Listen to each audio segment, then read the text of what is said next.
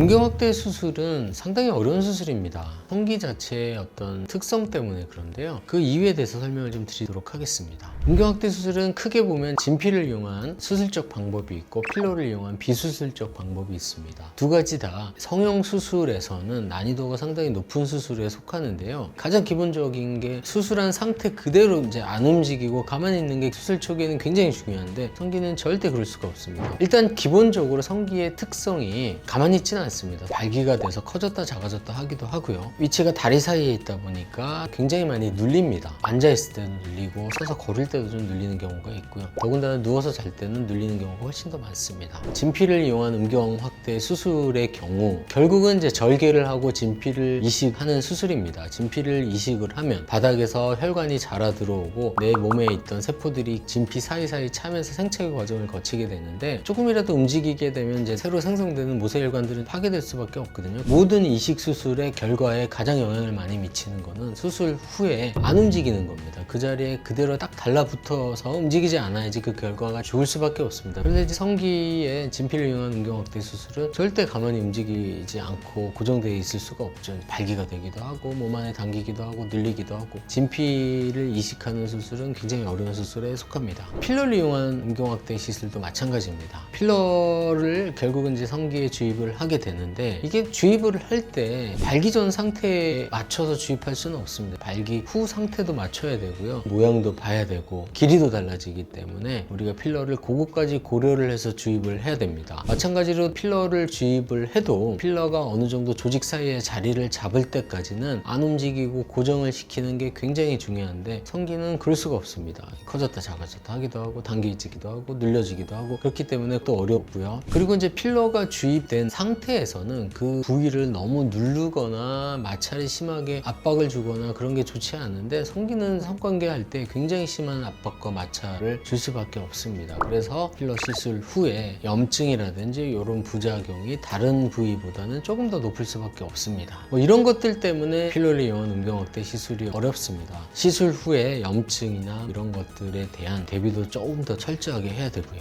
지금까지 제가 음경 확대 수술이 왜 어려운지에 대해서 설명을 좀 드렸는데요. 어렵다 하더라도 그거에 대한 인지를 충분히 하고 있고 대비를 하고 수술을 한다면 충분히 부작용의 가능성을 낮출 수가 있고요. 만약 부작용이 발생한다 하더라도 초기에 적극적으로 대응을 한다면 대부분 미미한 상태에서 해결을 할 수가 있으니까 너무 걱정하지 않으셔도 될 것 같습니다. 필러를 이용한 음경 확대 시술을 하시는 분들 중에 조금 이걸 간과하고 얼굴이나 코에 하듯이 소독도 제대로 하지 않고 그렇게 하시는 분들이 있습니다. 이런 경우 성기는 특히 염증의 가능성이 높기 때문에 2배, 3배는 더 주의를 하셔야 됩니다.